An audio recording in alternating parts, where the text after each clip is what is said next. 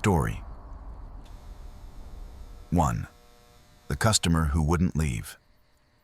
The man had been standing at pump 7 for 43 minutes, and Marcus hadn't seen him move once. Not to pump gas, not to check his phone, not even to shift his weight. Just standing there, facing the store, hands at his sides, under the flickering sodium lights that made everyone look corpse pale. Marcus kept glancing at the security monitor between customers, watching that motionless figure, feeling his skin crawl a little more each time. It was 2:17 a.m. on a Tuesday in November, dead quiet on Route 46 outside Hackettstown. The kind of night where you'd get maybe 5 customers between midnight and 6. Mostly truckers needing coffee and a piss. Marcus had worked this shift at the Shell station for 8 months, ever since dropping out of Rutgers, and he'd seen weird shit before. Meth heads who couldn't remember what they came in for. Drunks crying about their ex-wives. Once, a woman who claimed she was being followed by a van, though Marcus never saw any van. But this was different. The man had pulled up in a late 90s Honda Civic, dark green, so covered in road grime Marcus couldn't read the plates. He'd gotten out, walked to the pump, and stopped. That was it. Now he just stood there, staring at the store, at Marcus. Marcus's hand hovered over his phone. Should he call the cops? And say what? There's a guy standing at a pump? They'd laugh at him, tell him to stop watching horror movies on shift. At 2:30, a semi pulled in, and the trucker came inside for cigarettes and Red Bull. Weird dude out there, the trucker muttered, nodding toward pump 7. Asked him if his pump was working. He didn't even blink, just kept staring. Yeah, he's been there a while, Marcus said, his voice tighter than he wanted. You want me to stick around? I can take a break, make sure. Nah, I'm good. Thanks, though. The trucker left. His rig rumbled away, and Marcus was alone again with the standing man. At 2:45, Marcus decided to go out there. He grabbed the aluminum bat they kept under the counter, officially for emergencies, but really because the owner's nephew got jumped here 3 years back, and pushed through the front door. The November cold bit through his uniform vest immediately. His breath plumed. Hey, man, Marcus called out, trying to sound casual. You need help with the pump? No response. The man didn't turn. Didn't acknowledge him at all. Marcus walked closer, bat held low against his leg. 20 feet away now. 15. The fluorescent lights hummed overhead, and somewhere far off, a train whistle blew. 10 feet. Sir, I need you to either pump gas or move your car. You can't just... The man's head turned. Not his body, just his head, rotating slowly, mechanically, like it was on a swivel. And Marcus saw his face for the first time. Completely slack. Eyes open but empty, reflecting the lights like a deer's eyes reflect headlights. Mouth, slightly parted. No expression whatsoever. Like someone had removed every muscle that created expression and left just skin stretched over bone. Are you okay? Marcus heard himself ask, though every instinct screamed at him to run. The man's mouth opened wider. Slowly, impossibly wide, jaw unhinging like a snake's, and Marcus saw there was nothing inside. No teeth, no tongue. Just darkness.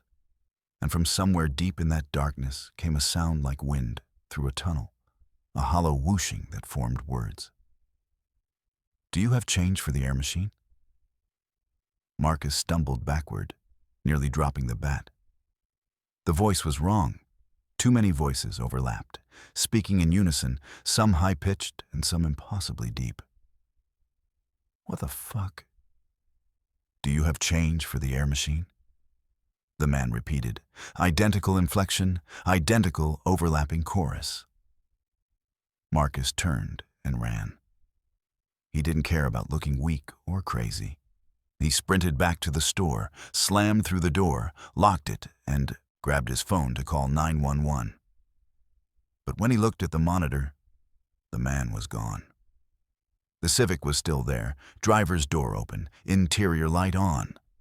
But no man. Marcus's finger hovered over the 9. He looked at all 6 monitors, cycling through every camera angle. The pumps, the parking lot, the side of the building, the dumpster area. Nothing. He didn't call the police. What would he even say? At 3:15, a Toyota Camry pulled up to pump 7, right behind the abandoned Civic. A woman in nursing scrubs got out, started pumping gas. She didn't seem to notice anything wrong. Marcus watched her on the monitor, tension coiling in his shoulders. She finished pumping, walked toward the store. Marcus unlocked the door for her, and she came in smiling, tired-looking, probably getting off a hospital shift. "Just the gas," she said, "and a coffee. Large. I don't care how old it is." "Sure," Marcus said, hands shaking as he rang her up. "Hey, did you see anybody out there? Near the green Civic? The abandoned one?" "Nope. Why?" "No reason. Just, there was a guy." She looked at him with that expression medical workers get, the one that says they've seen too much to be surprised by anything. "You okay, hon? You look pale." "Yeah, I'm fine." She left. Marcus watched her drive away. The Civic sat there, door still open, light still on. At 3:45, Marcus's phone rang. The station's landline. He stared at it, because nobody called the landline. Nobody had that number except corporate and the owner. It rang 6 times before Marcus picked it up. "Shell station, route. Do you have change for the air machine?" The same voice, the overlapping chorus, coming through the phone. Marcus slammed it down. His heart hammered so hard he could feel it in his temples. He looked at the monitor. The man was back at pump 7, standing in the exact same position, staring at the store. But his mouth was still open, still impossibly wide, and even on the grainy security feed, Marcus could see that darkness inside, that empty void where a throat should be. The phone rang again. Marcus didn't answer. He grabbed the bat, moved to the back room, tried to think. Call the cops. He had to call the cops. He pulled out his cell phone and dialed 911. 911, what's your emergency? There's a man at my store. He's not right. Something's wrong with him. Sir, slow down. What's your location? Shell station, Route 46, Hackettstown, near mile marker. The back door rattled. Marcus spun around. The back door that led to the storage area, that was always locked, was rattling in its frame like someone was testing it. Sir, are you there? Someone's trying to get in, Marcus whispered. The back door. Stay on the line. Units are en route. Do you have somewhere safe you can... The rattling stopped. Marcus stood frozen, bat raised, phone pressed to his ear. He could hear the dispatcher saying something but couldn't process the words. All his attention was fixed on that door. Then he heard it, from the front of the store, the bell above the entrance door, the cheerful ding that played when someone came in. But Marcus had locked that door. He's inside. Marcus breathed. He moved to the doorway between the back room and the store floor, peered around the corner. The man stood in the center aisle between the chips and the motor oil. Still with that impossibly open mouth. Still with those empty eyes. But now Marcus could see he wasn't standing. He was hovering, just an inch above the floor. His feet dangled, toes pointed down, like a marionette on strings. Do you have change for the air machine? He asked. And this time the voice came from everywhere at once, from the speakers, from the refrigerators, from the ceiling tiles. Marcus ran for the front door, unlocked it, burst out into the night. He didn't care about the store, the register, his job. He ran across the parking lot toward Route 46, thinking he'd flag down a car, get help. Behind him, he heard the wet sound of footsteps. Not shoes on pavement. Something softer, wetter, like bare feet slapping through puddles. Marcus looked back. The man was following him. But he wasn't walking. He was skittering sideways, limbs bent at wrong angles, moving like a spider, impossibly fast. That mouth still open, those eyes still empty. "Do you have change for the air machine?" Marcus screamed and ran faster, lungs burning. He saw headlights approaching on Route 46, waved his arms frantically. A pickup truck. It had to stop. It had to. The truck slowed, pulled onto the shoulder. The driver's window rolled down, and Marcus ran up, gasping. "Please, you have to help me. There's something—" He turned to point at the gas station. The man was gone. The station sat there, lights on, looking completely normal. The green Civic still at pump 7. "You okay, buddy?" The driver asked. "You on something?" Marcus looked at his hands. They were shaking violently. He realized he was still holding the bat. No, I'm not. There was someone." The driver looked at him with that expression Marcus recognized from his uncle, who was a cop. Suspicion mixed with pity. "Why don't you call someone to come get you? You shouldn't be working if you're having some kind of episode." The driver left. Marcus stood on the shoulder of Route 46, cold wind cutting through him, wondering if he'd lost his mind. Then he heard sirens. The police responding to his 911 call. He went back to the station to meet them and explained everything, voice cracking, knowing how it sounded. The officers checked the building, checked the Civic, which was registered to a man who died in 2008, and found nothing. No intruder, no signs of forced entry. The security footage, when they reviewed it, showed Marcus at the counter alone, showed the empty pump area, showed no one at all. But at timestamp 3:47, there was a single frame of visual corruption, just one frame, barely a 30th of a second. In that frame, something stood in the center of the store. The officers enhanced it, printed it.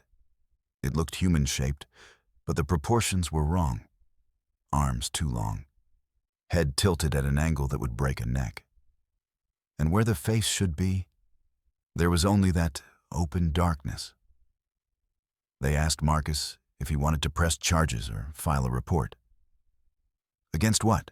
Against who? He quit that night. Never went back, not even for his final paycheck. But sometimes, late at night, his phone rings. No caller ID. And when he makes the mistake of answering, he hears that overlapping chorus of voices, distant and hollow, asking the same question over and over. "Do you have change for the air machine?"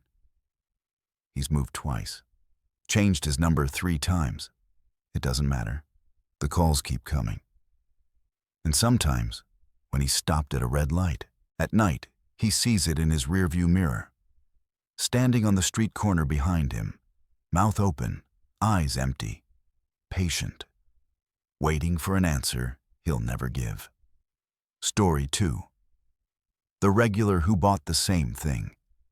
Tasha noticed the pattern on her 3rd night working the graveyard shift at the BP station off Interstate 81 near Strasburg, Pennsylvania. Every night, at exactly 3:33 a.m., the same woman came in. She was maybe 60, gray hair pulled back in a tight bun, wearing a beige cardigan that looked like it came from a thrift store in 1976. She'd walk to the back cooler, grab a single bottle of chocolate milk, bring it to the counter, pay in exact change. $2.37, and leave without saying a word, not unusual by itself. Plenty of people had routines. But what bothered Tasha was that the woman never drank the chocolate milk. She'd just carry it out to her car, a brown Buick LeSabre that had to be older than Tasha, and drive away. And the woman never blinked. Tasha had started watching specifically for it. 3 nights in a row now, and she'd never seen the woman blink once. Not when the fluorescent lights buzzed and flickered. Not when Tasha handed back her receipt. Those eyes just stared, watery and gray like dishwater, unblinking as a lizard's. "Have a good night," Tasha would say. The woman never responded. Just took her chocolate milk and left. On the 4th night, Tasha decided to say something. When 3:33 rolled around and the brown Buick pulled up, Tasha was ready. The woman came in. Same cardigan, same shuffling walk, same route to the cooler. But this time, when she brought the chocolate milk to the counter, Tasha smiled and said, "You must really like chocolate milk." The woman stared at her. Didn't move, didn't speak. Just stared with those unblinking eyes. "I mean, you come in every night," Tasha continued, feeling increasingly uncomfortable but committed now. Same time, same thing. That's dedication.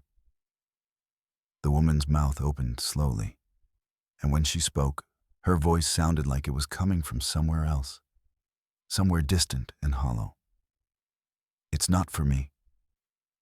Then she placed $2.37 on the counter in exact change and walked out. Tasha stood there, skin prickling. Something about the way the woman said it, "It's not for me." Like that explained everything and nothing at all. She rang up the sale, watched the Buick drive away. The 5th night, Tasha almost called out sick. But she needed the money. Single mom, rent due in a week, car payment already late. So she showed up. And at 3:33 a.m., the Buick pulled up again. This time, Tasha watched the security monitor more carefully. She watched the woman get out of the car, noticed how stiff her movements were, like her joints didn't bend quite right. Watched her come through the door, head for the cooler. But on the monitor, in the far aisle with the cooler, Tasha saw something that made her breath catch. The woman wasn't casting a shadow. The fluorescent lights overhead were bright, harsh. Everything cast a shadow. The shelves, the products, the signs. But the woman walked through that aisle and the floor beneath her was evenly lit. No darkness following her movements. Tasha looked up from the monitor. The woman was approaching the counter with her chocolate milk. $2.37, Tasha said, her voice cracking slightly. The woman placed the exact change on the counter. But this time, her head tilted, just slightly, and she looked directly at Tasha with those unblinking gray eyes. "You're watching," the woman said. What? "You're watching. You shouldn't watch. It's not for you." "I don't understand." But the woman was already walking away, chocolate milk in hand. Tasha watched her get in the Buick and drive off, heading north on 81. Tasha pulled out her phone and did something she knew she probably shouldn't. She called her cousin Derek, who was a dispatcher for the county sheriff's department. "Derek, it's Tasha. I need you to run a plate for me." "Jesus, Tash, I can't just run random plates. That's..." "Please, something's not right. This woman comes in every night, same time, and she's... I don't know how to explain it, but something's wrong." Derek sighed. "Fine. Give me the plate." Tasha read it off from the security footage she'd pulled up. Derek put her on hold for 2 minutes that felt like 20. When he came back, his voice had changed. "Where did you see this car?" "At my station. Why?" "Tasha, that plate is registered to a Margaret Holloway. She died in 2009. Car was junked in 2010. That's impossible. I just saw her. She was just here. I'm looking at the report right now. Margaret Holloway, 63, died in a single-vehicle accident on Interstate 81 near Strasbourg. Hit a guardrail at high speed. They found her 3 days later because the car went down an embankment. Tasha's hand tightened on the phone. What day did she die? October 7th, 2009. Tasha looked at the calendar on the wall behind the register. October 7th, tonight, the anniversary. Derek, I have to go. Tasha, wait. She hung up, checked the time. 3:41. The woman should be long gone by now, miles up the interstate. But when Tasha looked at the monitor for the parking lot, the brown Buick was sitting at pump 3, engine off, lights off, no one inside. Tasha's heart started hammering. She grabbed her phone again, ready to call Derek back, call the police, call someone. Then she saw movement on the monitor. The woman was walking back toward the store. No, not walking, gliding. Her feet weren't touching the ground.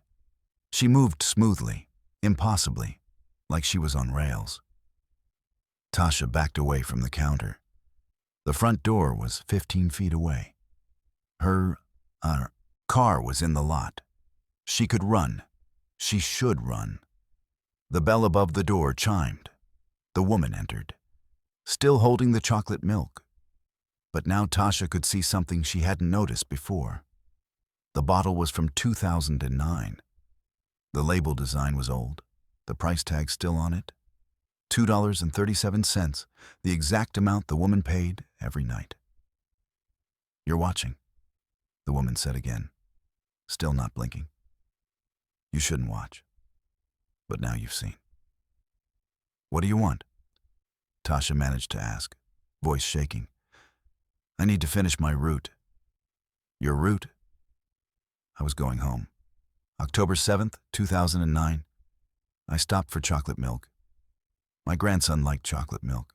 I was bringing it to him. The woman's voice remained flat, emotionless. But Tasha could hear something underneath it, something desperate and raw. I never made it home. You died. You crashed. I know. But I never delivered the milk. The woman looked down at the bottle in her hands. Every year, on this night, I wake up in my car. I drive to the station. I buy the milk. I try to finish my route. But I can't. I can't remember where home is. I can't remember where my grandson lives. So I come back, and I try again, and again, and again. Tasha felt tears stinging her eyes. That's horrible. Yes, the woman agreed. But you're watching now. You're part of the route now. What does that mean? The woman's head tilted further, at an angle that would snap a living person's neck. It means you have to help me finish. How?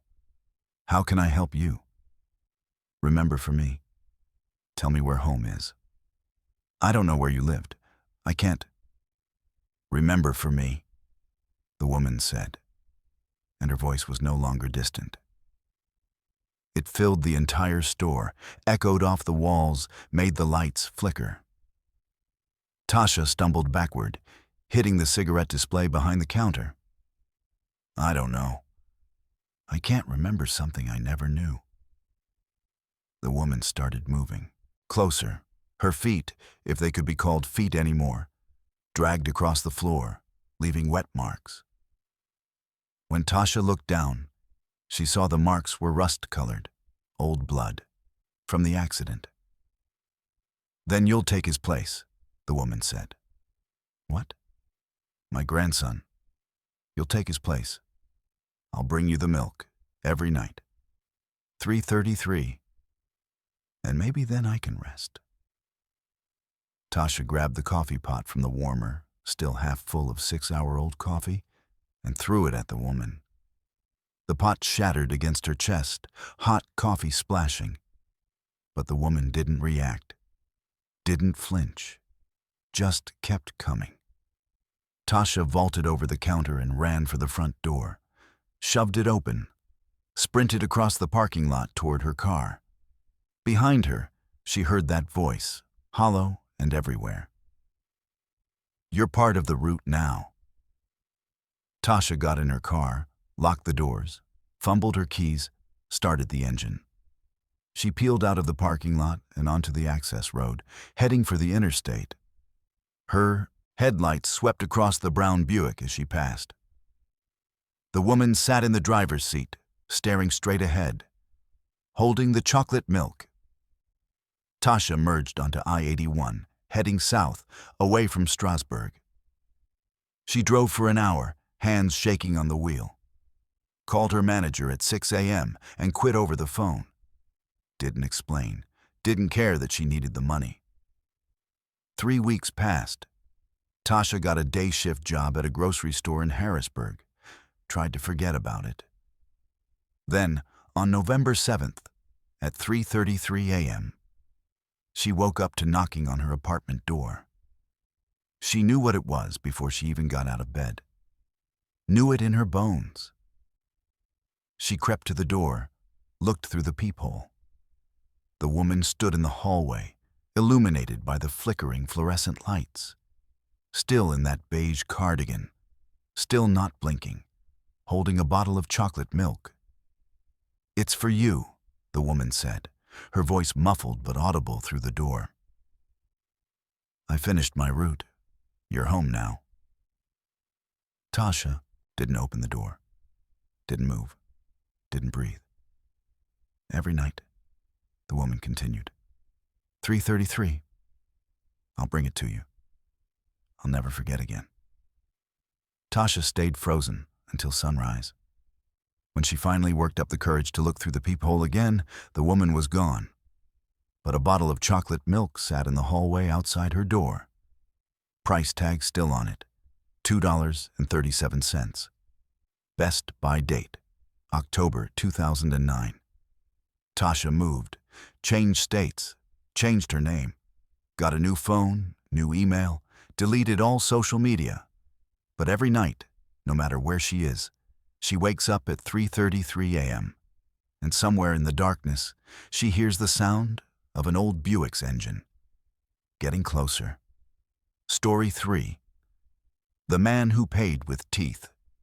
Jimmy had been working at the Chevron station outside Bakersfield for 6 years and thought he'd seen everything the overnight shift could throw at him. Tweakers, prostitutes, cops looking for free coffee. Once, a guy who'd been stabbed in the parking lot and didn't realize it until he saw the blood pooling in his shoe. But he'd never had someone try to pay with teeth. It was 4:47 a.m. on a Saturday in July, heat already building even though the sun wasn't up yet. Jimmy was restocking cigarettes behind the counter when he heard the bell, looked up, and saw the man standing there.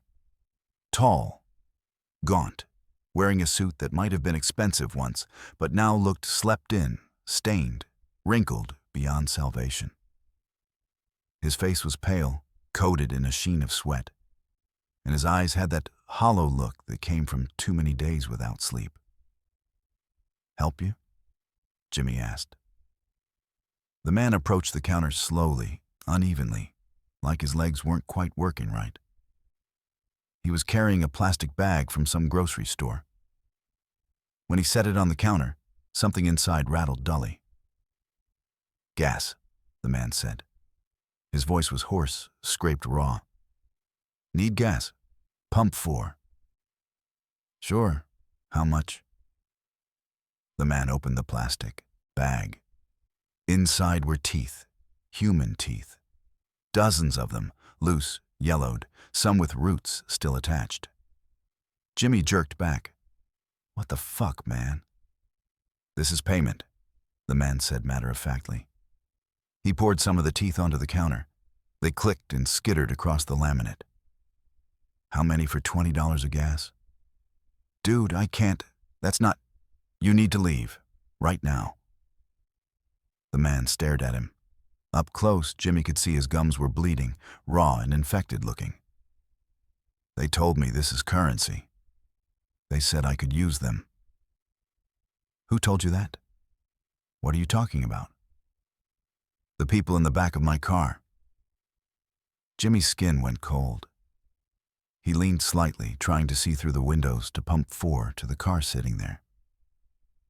It was a dark sedan, maybe a Honda Accord, windows tinted dark. He couldn't see inside. Look, man, I don't know what's going on with you, but you need to pay with actual money or leave. The man's hand shot out, fast, too fast, and grabbed Jimmy's wrist. His grip was ice cold and impossibly strong. I don't have money. They took it. They took everything. This is all I have left? Jimmy tried to pull away but couldn't. Let go of me or I'm calling the cops. They said you'd understand. They said gas stations at night, the people who work here, they're between. They can see. They can accept payment from both sides.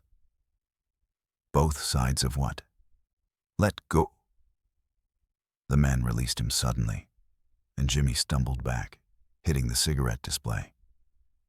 When he looked down at his wrist, there were 5 perfect bruises forming, fingerprint-shaped, already deep purple. I need gas, the man said again. Please. If I run out, they'll make me stay. They'll keep me. Who will? The man turned and pointed at his car. In the window, Jimmy saw faces pressed against the glass. 3 of them, maybe 4, overlapping and blurred like a double-exposed photograph. Their mouths were open. They were screaming, but no sound came out. Jimmy grabbed the phone to call 911. Don't, the man said quietly. They'll hear. They always hear. And they'll know you saw them, and then they'll want you too. Jimmy's finger hovered over the 9 key. He looked at the monitor, at the sedan, at pump 4. On the grainy security feed, he couldn't see the faces. Just dark windows. Nothing unusual. He looked back at the actual car. The faces were still there, pressed against the glass, mouths open in silent screams. What the fuck is happening? Jimmy whispered. I picked them up, the man said, gathering the teeth back into his plastic bag with shaking hands. 3 nights ago, Interstate 5, north of Fresno. They were standing on the side of the road, looked normal, looked like they needed help. A woman, an old man, a teenager. I pulled over. Biggest mistake of my life. What do you mean you picked them up? They're in your car. They won't leave. I've tried everything. I pulled over at rest stops, opened all the doors, told them to get out. They won't move. And every time I try to stop driving, they start whispering, telling me things, terrible things, things that haven't happened yet, but will. They show me how people die. Everyone I know. Everyone I've ever met. They make me watch. Jimmy realized his hand was shaking. He put the phone down. Why are you telling me this? Because they're hungry. They need someone who can see them. Someone between. That's why we're here. They brought me here. The man's eyes filled with tears. Please, just take the teeth. Give me gas. Let me keep driving. If I stop, they'll take me completely. I can feel it.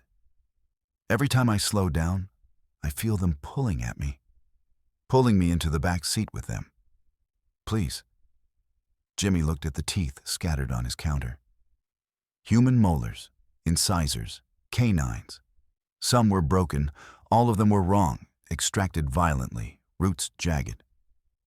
Where did you get these? They pull them out while I drive, 1 every hour. They ain't. Don't let me feel it until after. They're keeping me awake. They say as long as I have teeth left, I can keep driving. When I run out, he trailed off, opened his mouth wide. Half his teeth were gone. The remaining ones were loose, bloody. Jesus Christ. Jimmy breathed. Will you help me? Please, I'm begging you. Every rational part of Jimmy's brain screamed at him to call the police, to get this insane man out of his store. But he looked at the car again, at those faces pressed against the glass, and something deeper than rationality told him this wasn't a mental breakdown. This was something worse, something real. How much gas do you need? $20. Just enough to get to the next station. Maybe they'll let me stop there. Maybe someone else can help. Jimmy looked at the plastic bag of teeth, looked at the man's bleeding mouth, looked at the faces in the car. He opened the register and took out a $20 bill from his own wallet that he kept in his pocket. Pump 4, go. Thank you, the man sobbed. Thank you, thank you. Just go and don't come back here. The man ran, stumbling and desperate, out to his car. Jimmy watched him pump the gas, hands shaking so badly he could barely hold the nozzle. The whole time, those faces stayed pressed against the windows, watching, waiting. When the pump clicked off, the man got back in his car and drove away, tires squealing. Jimmy stood alone in his store, heart hammering, wondering if he'd lost his mind. Then he looked down at the counter. The teeth were still there, all of them. The man had left them behind. Jimmy grabbed a paper towel, tried to scoop them into the trash. But when he touched the first tooth, he felt it. A pulse. The tooth was warm, beating, alive. He jerked his hand back, and as he did, he heard something, faint, coming from the teeth, whispering. He leaned closer, though everything in him said not to, and he could almost make out words, multiple voices, overlapping, the same ones the man had heard. See you. We see you now. Between, you'll pick us up too. Everyone does eventually. Jimmy swept all the teeth into the trash can and carried it outside to the dumpster. Threw the whole bag in, slammed the lid. His shift ended at 6 a.m. He told the morning worker there'd been a weird customer, but nothing serious. Drove home. Tried to sleep. 3 nights later, Jimmy was driving home from his shift, Highway 99, around 5:15 a.m. Barely any traffic. He was exhausted, running on 4 hours of sleep in 3 days, eyes burning. That's when he saw them. 3 people standing on the shoulder of the highway. A woman, an old man, a teenager. They looked normal, lost, in need of help. Jimmy's foot moved toward the brake instinctively. Good Samaritan reflex. You see someone stranded, you stop. But then he remembered. He looked closer at the 3 figures as he passed. Their mouths were open, screaming silently. Jimmy's blood turned to ice. He pressed the accelerator, sped past them, didn't look back. In his rearview mirror, he saw them turn to watch him go. And he knew with absolute certainty, that if he'd stopped, if he'd pulled over and opened his door, they would have gotten in. Would have sat in his back seat and never left. That was 8 months ago. Jimmy still works the overnight shift at the Chevron. Still sees weird shit. But now he knows to pay attention to the quality of weird. The difference between meth weird and something else weird. And sometimes, late at night, he sees cars pull in with faces pressed against the rear windows, mouths open, silent screaming. He never makes eye contact with those drivers, never asks questions, just takes their money, real money, he always checks, and lets them go. But twice now, he's found teeth on his counter after they leave. Just 1 or 2, sitting there like forgotten change. He throws them away immediately. And he started driving a different route home. Takes 20 minutes longer, avoids Highway 99 completely. Because 3 nights ago, He saw them again. The woman, the old man, the teenager. They were closer to his house this time, only 4 miles away. They're patient, he thinks. They know where he lives. Everyone picks them up eventually. Story 4. The lottery ticket that changed. Denise had sold thousands of lottery tickets during her 2 years working overnight at the 7-Eleven on Route 12 near Randolph, Vermont. And she'd learned not to get invested in people's delusions. The guy who bought $50 worth of scratch-offs every night, convinced this would be the night. The woman who played the same Powerball numbers for years, her dead mother's birthday, her anniversary, her kids' ages. The teenager who spent his McDonald's paycheck on Mega Millions tickets, dreaming of buying his mom a house. None of them ever won. But the man who came in at 1:37 a.m. on October 23rd was different. He was in his 40s maybe, wearing a suit that looked expensive but rumpled, like he'd been wearing it for days. His eyes were bloodshot, and he moved with the jittery energy of someone who'd had too much coffee and not enough sleep. "Powerball," he said, sliding a $100 bill across the counter. "Quick pick, as many as this gets me." "That's 50 tickets," Denise said. "I know." She ran them through the machine, and the printer chattered, spitting out ticket after ticket. The man gathered them up without looking at the numbers, stuffed them in his jacket pocket.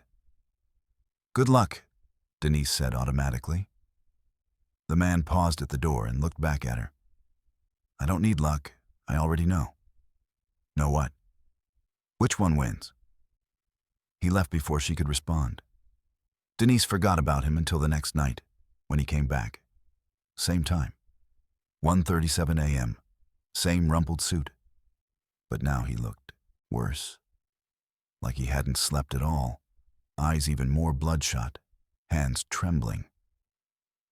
"I need to return these," he said, dumping the lottery tickets on the counter. All 50 of them.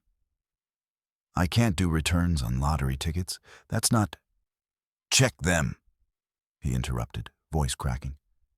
"Just check them, please." Denise sighed, but started scanning them through the machine. Losing ticket, losing ticket, losing ticket. She went through all 50. None of them had won. "See? They're all losers. I can't—" "No," the man said. "That's wrong. That's not right. One of them won. I saw it. I saw the numbers." "Sir, I just scanned them all. None of them are winners." The man's face went pale. He grabbed the tickets, spread them out on the counter, and started examining them frantically. "No, no, no, this is wrong. The numbers changed. They changed the numbers." "Nobody changed anything. Look, maybe you should—" "I saw it." He grabbed one ticket, shoved it in her face. "This one. These numbers. 3, 17, 29, 33, 41, and Powerball 7. I saw it on the TV, the news. They announced these exact numbers. I won. I won $73 million. Denise looked at the ticket. The numbers were completely different from what he'd just said. "These numbers weren't drawn. I'm sorry, but—" "You don't understand," the man said. And now there were tears running down his face. "I saw it. Not in a dream. Not a premonition. I saw it. I watched the drawing on TV. I checked my ticket. I won. And then I woke up, and I was back in my car in your parking lot, and it was 1:30 a.m., and I hadn't bought the tickets yet." Denise felt a chill run down her spine. "What?" "I'm stuck in a loop," the man whispered. "I keep living the same day. I wake up at noon on October 23rd. I go to work. I have the worst day of my life. My boss fires me, my wife calls and says she's leaving me, my car gets towed, everything falls apart. And then I drive around, and I end up here, and I buy lottery tickets because, fuck it, what else do I have? And I go home, and I watch the drawing, and I win. I actually win $73 million. And I'm so happy. I'm crying. I'm laughing. Everything's going to be okay. And then I fall asleep. And when I wake up, it's noon on October 23rd again. And I have to live through it all over again. How many times? Denise asked, not sure why she was believing him. But something in his eyes was too raw, too desperate to be fake. This is the 19th time. 19 days, 19 times buying the tickets, 19 times winning, and 19 times waking up and having it taken away. Why are you telling me this? Because I thought if I bought the tickets from you earlier, if I changed something, maybe it would break the loop. Maybe I could actually claim the prize. But the numbers are different now. I bought them 12 hours earlier than before, and the winning numbers changed. He laughed, high and broken. Don't you see? I can't win. It won't let me win. I'm being tortured with the one thing I want most, over and over, and I can never actually have it. Denise didn't know what to say. The man gathered up his tickets, stuffed them back in his pocket. I'll see you tomorrow, he said. 1:37. I'll buy the tickets again. Maybe if I buy them at exactly the same time as the first loop, the numbers will match again. Maybe I'll win again, and then I'll wake up tomorrow and do it all over. He left. Denise stood there, unsettled, and pulled out her phone. Googled the Powerball drawing for that night. The numbers were 3, 17, 29, 33, 41, and Powerball 7. The exact numbers the man had said. Her hands started shaking. No, that was impossible. He'd probably seen a prediction online, gotten confused, had some kind of breakdown. But the next night, October 24th, 1:37 a.m., the man came back. Powerball, he said in a dead voice. Quick pick, $100 worth. Denise printed the tickets. The man took them without a word and left. She checked the Powerball drawing the next morning. The winning numbers were 3, 17, 29, 33, 41, Powerball 7, for the third day in a row. That was impossible. Powerball drawings were random. They couldn't repeat. That wasn't how probability worked. But when she looked up the drawing online, major news sites were reporting it. The same numbers had been drawn 3 times in a row. Statistical anomaly. Investigation pending. People were freaking out. And that night, October 25th, 1:37 a.m., the man came back. He looked worse each time, more hollow, more broken. $100, he said. Same thing. The numbers came up again. Denise blurted out. The same numbers, 3 days in a row. I know, but I still can't win. The loop keeps resetting before the drawing happens. I buy the tickets, I go home, I fall asleep. I wake up at noon on October 23rd, every single time. He leaned on the counter, and Denise could smell the desperation on him, sour and sharp. Do you know what it's like? Knowing the winning numbers, buying the tickets, and knowing you'll never get to cash them in. What if you stayed awake, didn't go to sleep? I tried that. On loop 14, I drank coffee, energy drinks, took pills I found in my medicine cabinet, stayed awake for 38 hours, and then I blinked, and suddenly I was waking up at noon on October 23rd again. I can't escape it. Denise printed his tickets. Maybe you should stop buying them, stop participating. If it's a loop, maybe if you don't play. Then what's the point? The man asked quietly. What's the point of living the same terrible day over and over if I don't even have the hope of winning to look forward to? At least when I buy the tickets, for a few hours I can pretend it might be real this time. He took the tickets and left. That was the last time Denise saw him. October 26th, 1:37 a.m. He didn't come in. October 27th, October 28th. A week passed. 2 weeks. The Powerball numbers stopped repeating. The statistical anomaly was dismissed as a computer glitch. Life moved on, but Denise couldn't stop thinking about him. She tried looking him up, but she didn't even know his name. She called the police to report a welfare check on a man who'd been acting disturbed. But without a name or address, they couldn't do anything. Then, on November 12th, she was restocking the lottery ticket machine when she noticed something weird.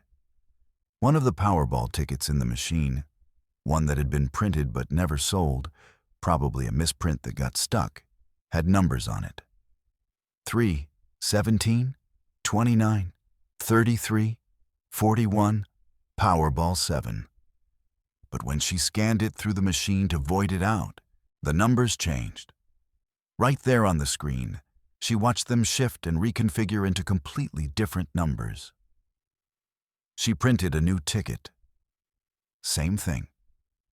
The numbers looked stable for a moment, then wavered like a bad digital signal and changed.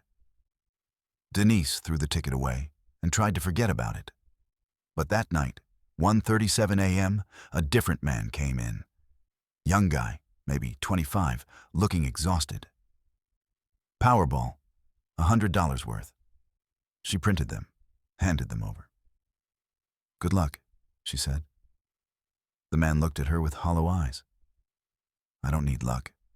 I already know which one wins." Denise's blood went cold. "What did you say?"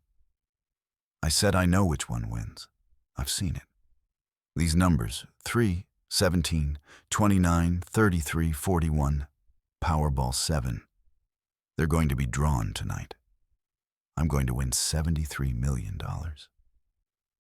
He smiled, but it was the smile of someone who'd lost their mind. "And then tomorrow I'll wake up and do this all over again."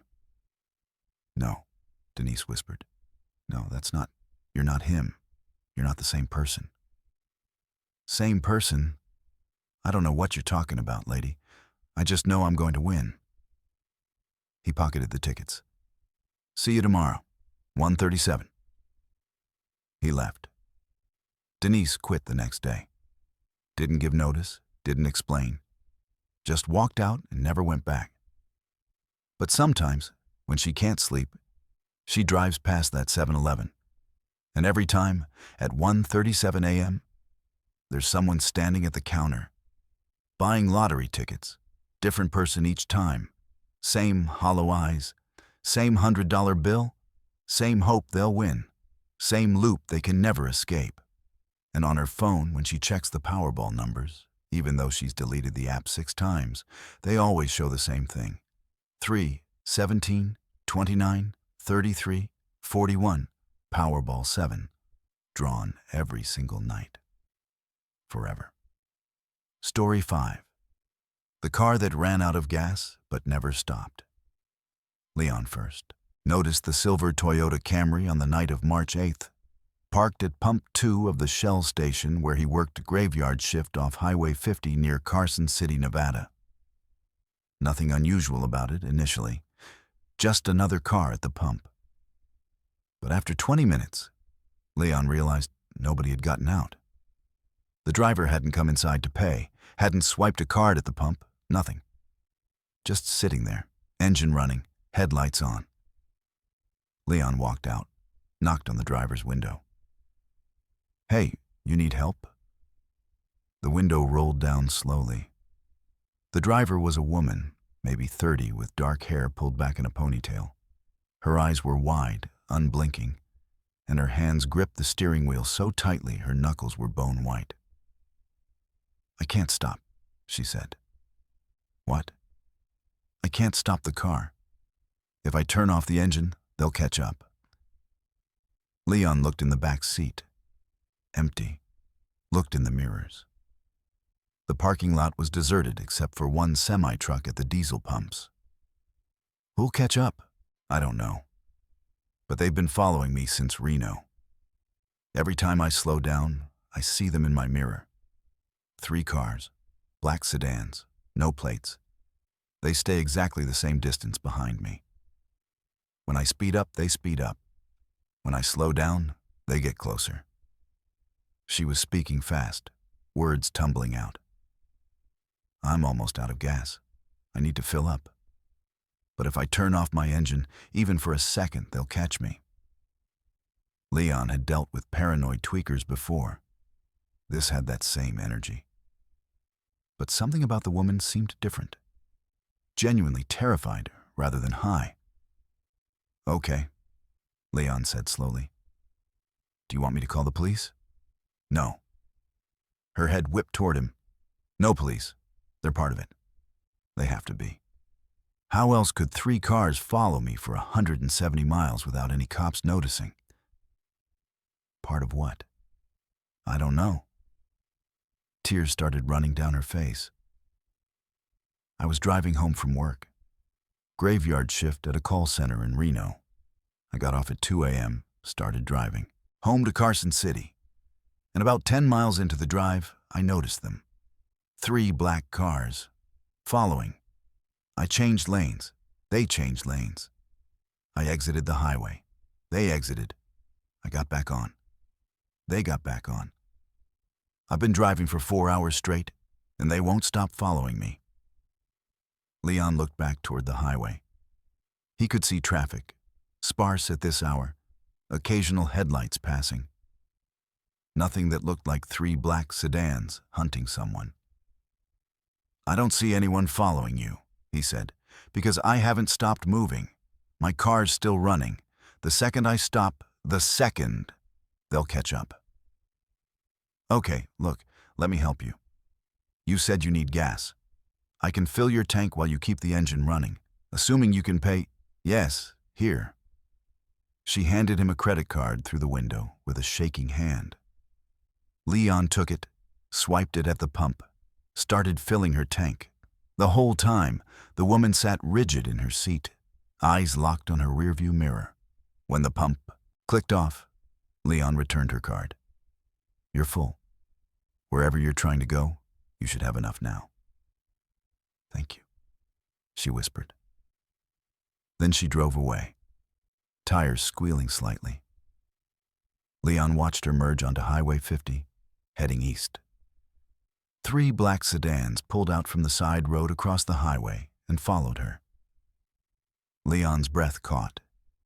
He hadn't seen them before, hadn't noticed them parked anywhere. But there they were, 3 identical black cars, no visible plates even from this distance, falling into formation behind the Camry. He blinked hard, wondering if he was seeing things. Looked again.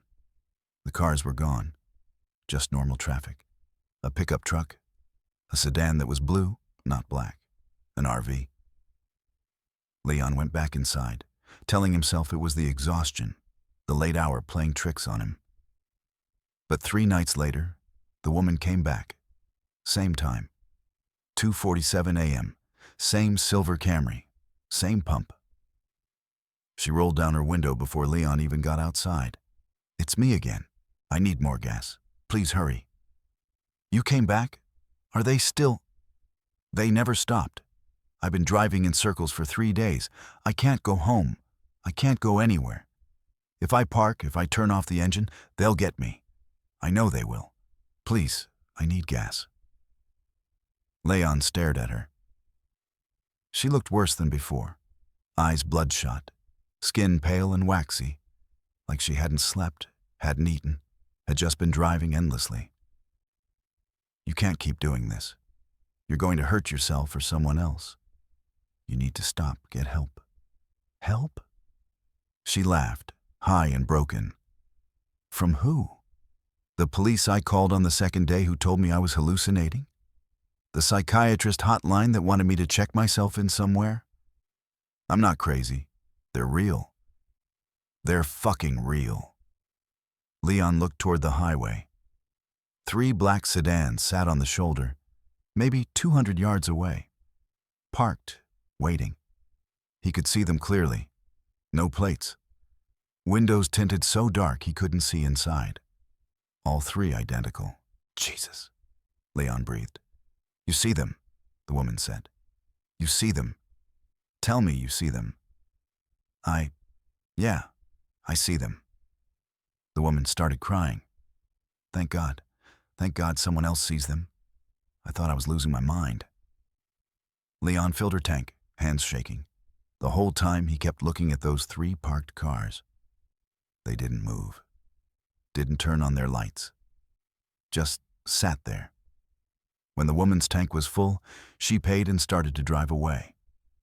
Leon watched the black sedans immediately pull onto the highway and follow. He grabbed his phone and took a video, caught the Camry passing, caught the three black cars following, watched them disappear into the distance. When he reviewed the video later, the three black cars weren't there. Just the Camry, driving alone. But Leon knew what he'd seen. The woman came back every 3 days, always around 2:40 a.m., always desperate, always terrified. And every time, Leon would fill her tank while she kept her engine running, and every time, he'd see the three black sedans waiting. On her 5th visit, Leon asked, "Do you know what they want?" "No, but I'm running out of money. My credit cards are maxed out from buying gas. I haven't been to work in 2 weeks. I'm going to lose my job, my apartment. I can't keep doing this. What if you just stopped, turned off the car, faced them? I'm afraid of what happens then. Maybe nothing happens. Maybe they'll just disappear." The woman looked at him with hollow eyes. "Or maybe they'll do whatever they've been planning to do since Reno. Whatever I've been running from." She left again. On her 6th visit, she looked like a ghost.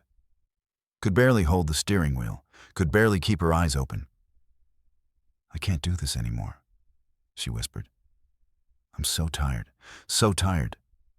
But if I fall asleep while driving, I'll crash. And if I pull over to sleep, they'll get me." "Let me help you," Leon said. "Park your car here. Come inside. I'll watch. If anything happens, I'll wake you up. You promise?" "I promise." The woman hesitated for a long time. Then slowly, she turned off her engine. The silence was immediate and profound. Leon looked toward the highway. The three black sedans were accelerating, moving fast, heading directly for the gas station. "Get inside," Leon said urgently. "Now." They ran into the store. Leon locked the door, turned off the exterior lights. The woman collapsed behind the counter, shaking. The three black sedans pulled into the parking lot. They drove slowly, methodically, circling the gas pumps.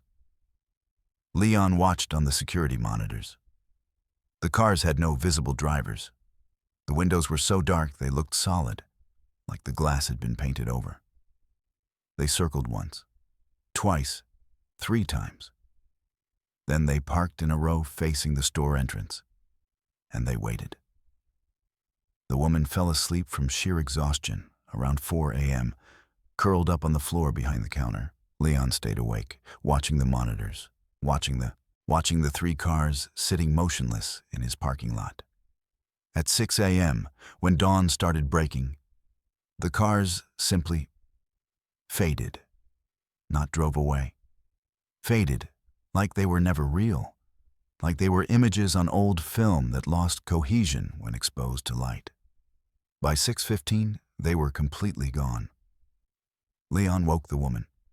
She stumbled outside in the morning light, looked around in disbelief. "They're gone. They're actually gone." "Yeah." She got in her Camry, turned the key. The engine started normally. She sat there for a full minute, waiting, but nothing happened.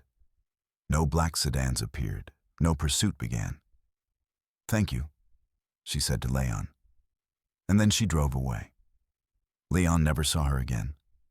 But 2 weeks later, at 2:47 a.m., A different car pulled up to pump 2. A blue Honda Accord. The driver rolled down his window before Leon could even walk outside. "I need gas," the man said. "But I can't turn off my engine. They're following me." "Who is?" "I don't know." 3 cars, white vans, no plates. They've been behind me since Fernley. If I stop— "I know," Leon said quietly. "I know. Keep your engine running. I'll fill your tank." And he did. The man drove away. 3 white vans pulled out from a side road and followed. It happens once every 2 weeks now. Different car, different person, different color of the pursuing vehicles. But always the same story, always the same terror.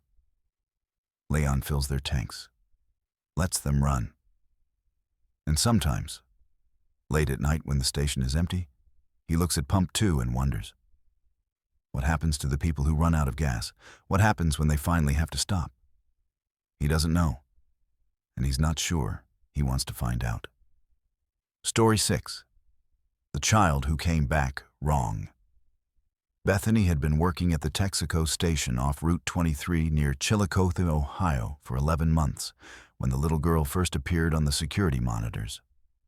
It was 1:19 a.m. on a Tuesday in February. Snow falling in thick, wet clumps that had been accumulating since midnight.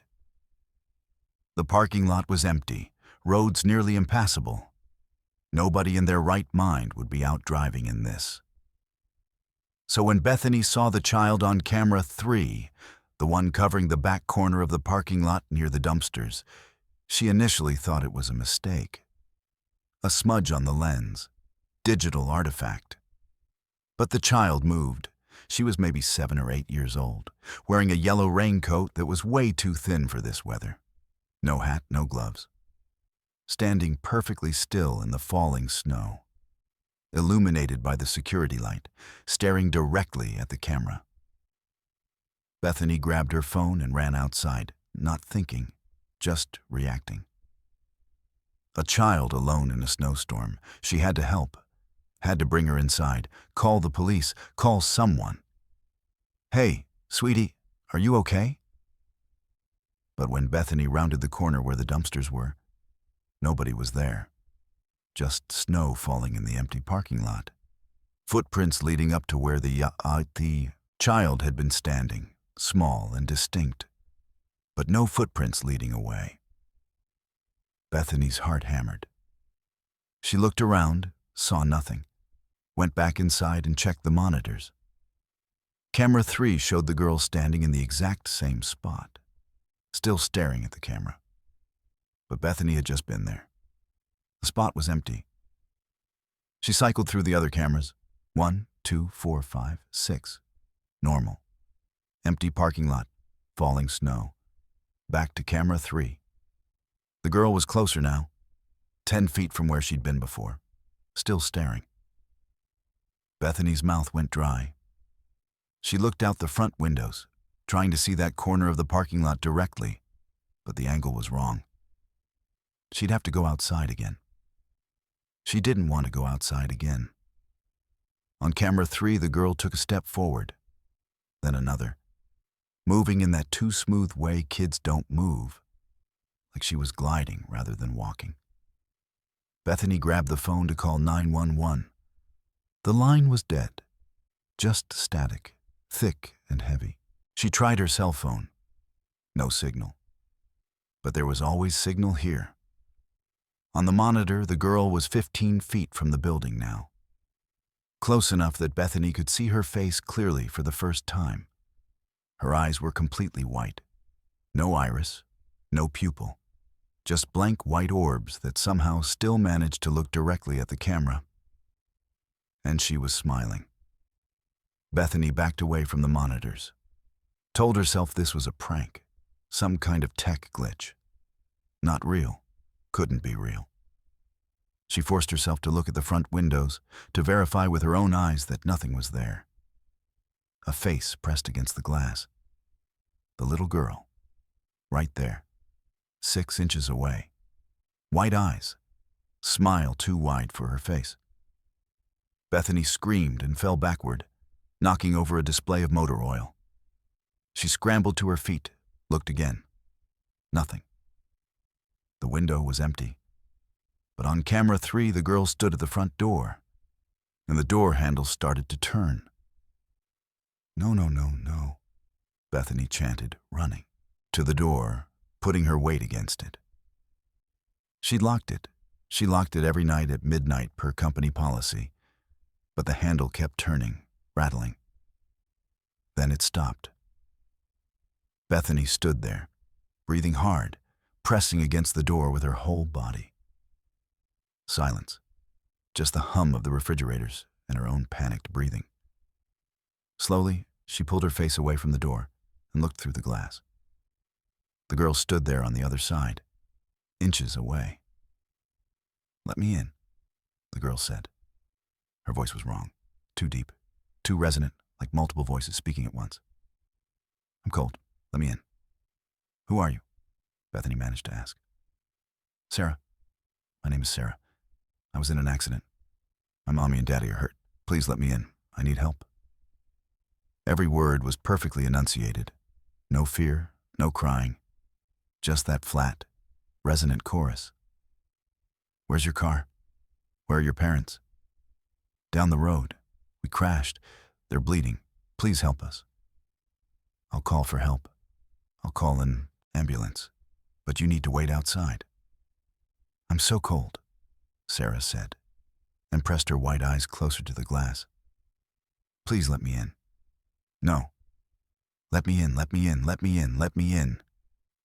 The lights went out, all of them, simultaneously. The interior lights, the parking lot lights, the sign, everything. The only illumination came from the security monitor's faint glow. Bethany fumbled for her phone, turned on the flashlight, pointed it at the door. Sarah was gone.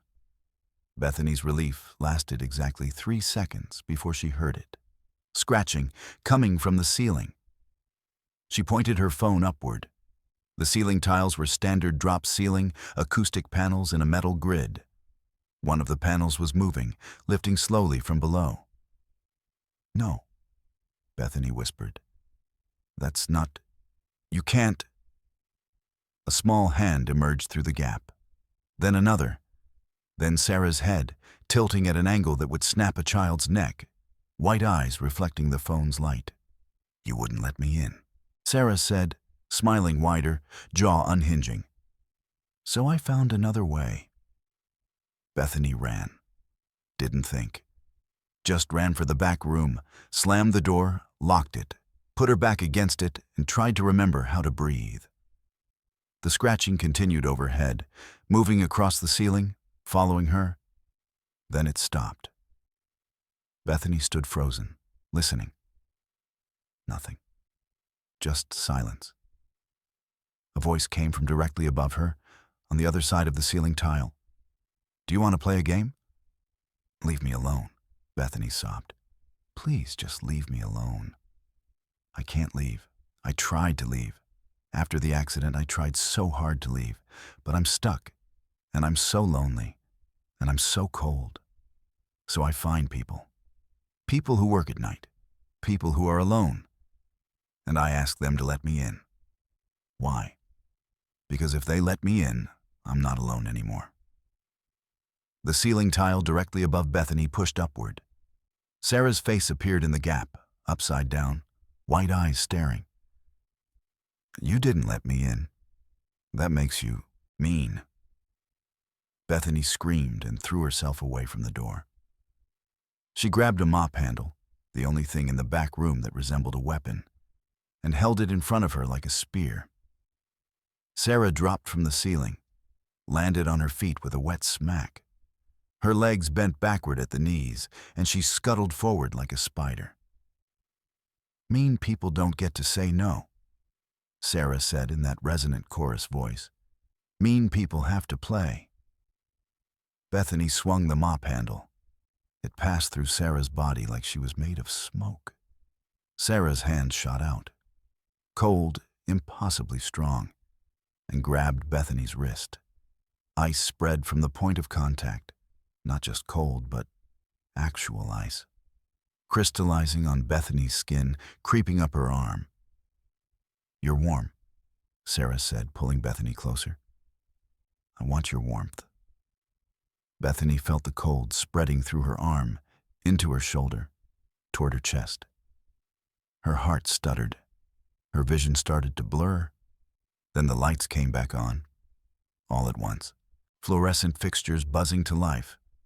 Parking lot floods illuminating the night. Sarah shrieked, an inhuman sound of rage and pain, and released Bethany's wrist. She scrambled backward, away from the lights, pressing herself into the corner where the shadows were deepest. "Light hurts," Sarah hissed. "Turn it off! Turn it off! Turn it off!" But Bethany was already running out of the back room, back to the front counter. Her left arm hung numb at her side, skin still covered in frost patterns. She grabbed the phone, dial tone, thank God, and called 911 with shaking hands. "911, what's your—" "Send police. Texaco Station, Route 23, mile marker 41. There's something in my store. Something—" Behind her, Sarah emerged from the back room, moving slowly now, painfully, staying in the shadows where the fluorescent lights didn't quite reach. "You called for help," Sarah said sadly. "But help won't come in time. Help never comes in time. Stay away from me," Bethany warned, backing toward the door. "I'll wait. I'm good at waiting. I've been waiting since 1997. That's when the accident happened. That's when I got stuck." Sarah tilted her head, and Bethany heard the wet crack of vertebrae separating. "Mommy and Daddy went to heaven, but I got stuck here, in the cold, in the dark. And now I find people like you, and I try to get warm again. Why me? Why this place?" "Because you're between," Sarah said. "Workers at night. You're between day and night, between life and sleep, between real and dream. That's where I live now, in the between. And that's where you'll live too after I—" Police sirens cut through the night. Sarah's head snapped toward the sound. "No, not yet. I'm not done." "Get out!" Bethany screamed. "Get out of my store!" Sarah looked at her with those white eyes. And for just a moment, Bethany saw something beneath the horror. Something sad and small and genuinely lost. "I didn't want to be stuck," Sarah whispered. "I want to go home." Then she turned and scuttled toward the back room, moving impossibly fast. By the time the police arrived 90 seconds later, she was gone. They found no trace of her. No footprints, no entry point. But the ceiling tile in the back room was on the floor, and there were small handprints in the dust of the crawlspace above. Dozens of them, layered over each other, years of handprints.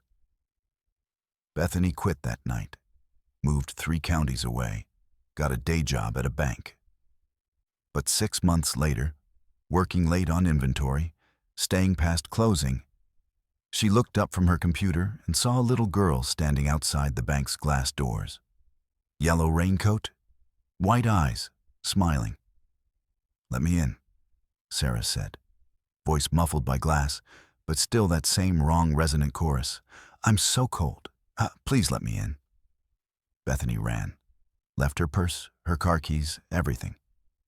Ran into the street, flagging down cars until someone stopped and drove her to the police station. But now she knows the truth. Sarah isn't tied to a place. She's tied to the feeling of being alone at work, late at night. That vulnerable between time when the world feels empty and anything could happen. And Bethany feels that feeling often. Too often, so she never works alone anymore, never stays late, never volunteers for closing shifts. And at night, she sleeps with every light in her apartment on. Because in the dark, if she's quiet, she can hear it. Small hands, scratching at her windows, testing, waiting, asking to be let in. Story 7. The receipt that showed tomorrow.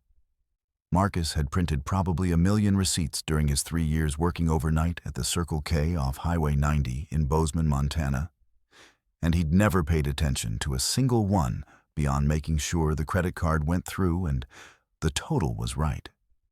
But the receipt that printed on October 14th at 3:41 a.m. was different. A guy came in, mid-30s, wearing a Carhartt jacket and exhaustion. Bought a coffee, a hot dog from the warmer, and a pack of Marlboros. Paid with a credit card. Normal transaction. Marcus swiped the card, and the receipt printer chattered. Marcus tore off the receipt and handed it to the guy, who took it without looking and left. 30 seconds later, Marcus heard tires squealing. Looked up in time to see the guy's truck, a red F-150, peel out of the parking lot at high speed, nearly clipping a pump. "What the fuck?" Marcus muttered. He checked the monitors to see if the guy had stolen something, but everything looked normal. Coffee and hot dog paid for. Pack of cigarettes accounted for. Then Marcus noticed the receipt printer was still going. It had printed the customer's receipt already, but now it was printing a second one, and a third, and a fourth. The paper kept feeding through, long ribbons of it spilling onto the floor. Marcus hit the cancel button. Nothing. Unplugged the printer. It kept printing. That wasn't possible. It was a thermal printer. No power, no print. But the paper kept coming, covered in text. Marcus tore off the ribbon and started reading. It was a Circle K receipt. Store number, address, date, time. But the date was wrong. October 15th, tomorrow. And the items were different. Diesel fuel pump 3, $147.82 Bang energy drink, $2,999, total $150.81 credit card, Visa 4782 declined. Beneath that, another receipt. Same date, different transaction. Cigarettes, Marlboro Red, $8.47, lighter Bic, $129, cash paid, 10 Zuarez change, $0.24, and another coffee, large, $2.19, hot dog, $3.49, total, $5.68, credit card, MasterCard, 2847, approved. Marcus stared at the paper, a cold feeling spreading through his chest. These were tomorrow's transactions. Future receipts, being printed right now. The printer stopped as suddenly as it had started. Marcus looked at the pile of paper on the floor. Maybe 30 receipts total. All dated October 15th, all showing transactions that hadn't happened yet. He gathered them up, hands shaking slightly, and read through them. Most were mundane. Gas, snacks, cigarettes. But 3 of them made his skin crawl. Receipt 17, first aid kit, $12.99 bandages, large, $6.49. Gauze roll, $4.29. Total, $23.77. Cash paid, $25 change, $123 time, $4.47 AM receipt, 24, 911 call, placed, 00 time, $5.52 AM receipt, 28, police report filed, solar incident, armed robbery casualties, 1 time, $6.15. Marcus read that last one 3 times. His heart hammered. Armed robbery, tomorrow. 1 casualty. He grabbed his phone and almost called the police. But what would he say? My receipt printer showed me the future. They'd think he was insane.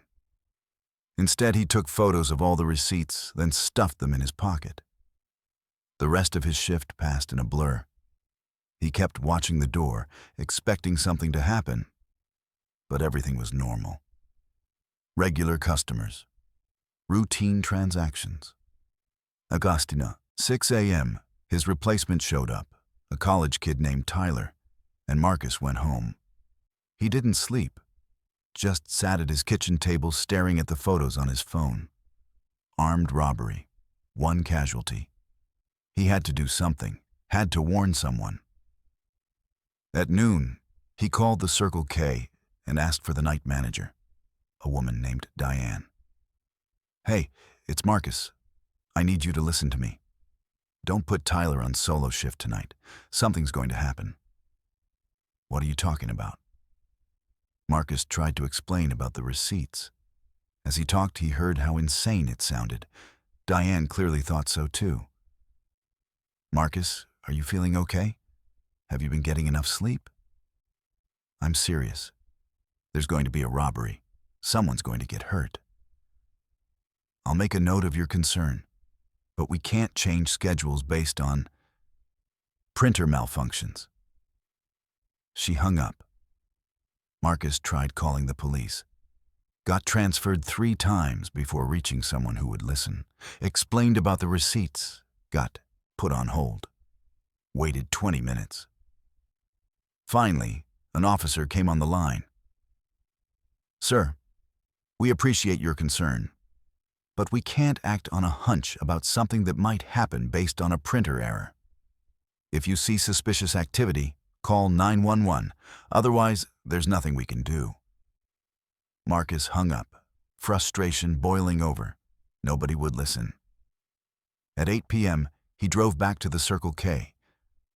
Tyler was working alone, looking bored behind the counter.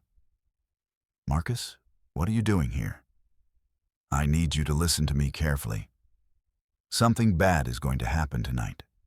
Around 6 a.m., you need to leave before then. Call in sick, fake an emergency, I don't care. Just don't be here at 6 a.m. Tyler looked at him like he'd grown a second head. Dude, are you high? I'm trying to save your life. Okay, this is getting weird. You need to leave? Marcus almost grabbed the kid, almost forced him to understand.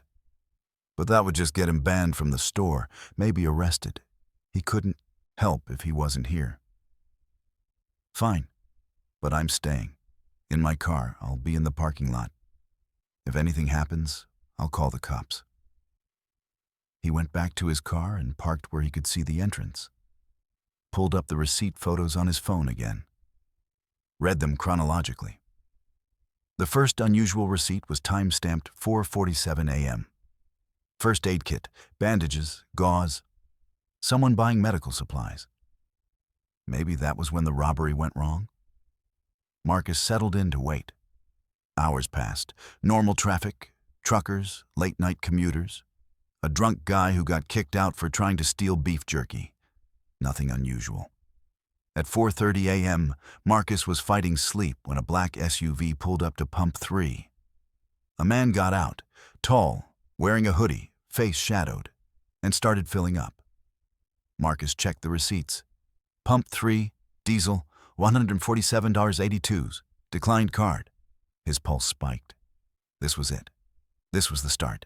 The man finished pumping, went inside. Marcus watched through the windows as Tyler rang him up. Saw Tyler's expression change from bored to apologetic. The card had declined.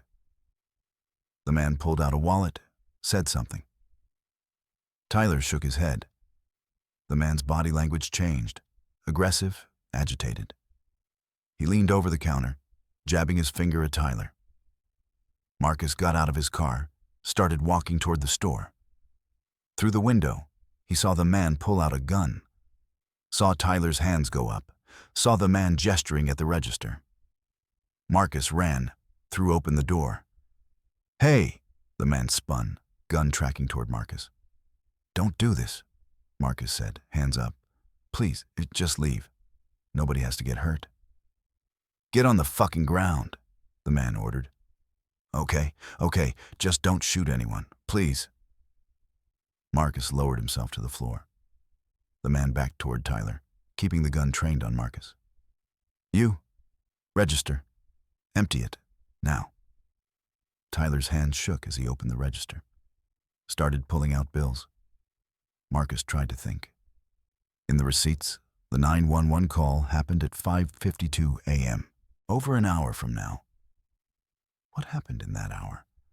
How did this end with one casualty? The man grabbed the money from Tyler, stuffed it in his pockets.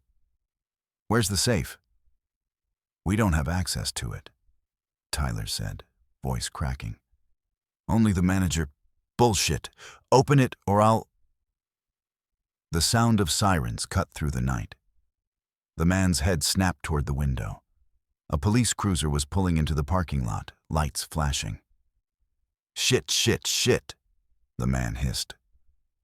He looked at Marcus, at Tyler, at the door, and Marcus realized the police weren't here for the robbery. They were here for the drunk guy from earlier. Routine check because someone had called in a disturbance. But the man with the gun didn't know that. "You called the cops?" the man said, pointing the gun at Tyler. "No, I didn't. I swear." "You set me up. Drop the weapon," came a voice from outside, amplified by the cruiser's PA system. The officer had seen the gun through the window. The man was panicking now, gun swinging between Tyler and Marcus and the door. "I can't go back to prison. I can't. Just run," Marcus said. "Out the back. There's a back door. Run now. They haven't surrounded the building yet." The man stared at him for a suspended moment.